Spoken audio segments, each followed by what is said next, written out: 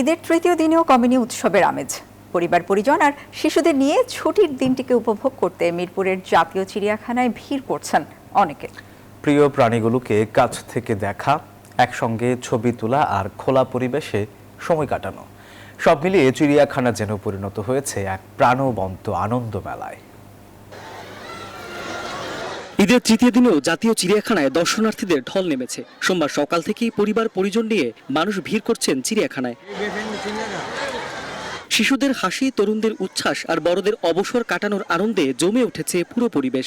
খুব ভালো লাগছে। আমরা প্রথমে বানর দেখছি, বাঘ দেখাচ্ছি, এখন সিংহ দেখতে আসছি। বাঘ দেখেছি, সাপ দেখেছি, সিংহ দেখেছি, সবকিছু দেখে আমার খুব ভালো লাগতেছে। ভিড়ের ভিতরে বাচ্চারা মজা পাচ্ছে, আনন্দ পাচ্ছে, পশু পাখি দেখে ভালো লাগছে।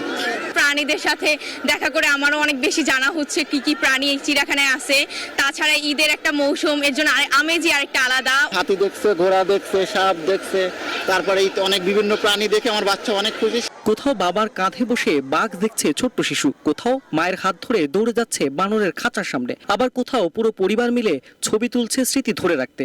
বাঘ, সিংহ, হাতি, হরিণ, বানর, জিরাফ, জেব্রার মতো পরিচিত প্রাণীদের খাঁচার সামনে এসে উচ্ছ্বাসের শেষ নেই দর্শনার্থীদের। গলা উঁচু করা জিরাফ স্বাগত জানাচ্ছে শিশু কিশোরদের, চোখে চোখ রেখে যেন কথা বলছে বাঘ মামা। দেখতে অনেক ভালো লেগেছে। বাঘ শুয়ে ছিল, মাংস খেয়ে উঠে একটু হাঁটছিল, আবার বসে পড়ছে। আমার সব থেকে প্রিয় হচ্ছে রয়্যাল বেঙ্গল টাইগার।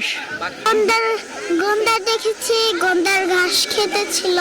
যান্ত্রিক জীবনে ঈদ এনে দেয় এক ভিন্ন রং, এক অন্যরকম প্রাণচাঞ্চল্য। এই উৎসবে যেন বছর জুড়ে ক্লান্ত মানুষকে দেয় পারিবারিক আনন্দ আর প্রাণশক্তি। তাই বছর শেষে ঈদের অপেক্ষায় থাকে ছোট বড় সবাই।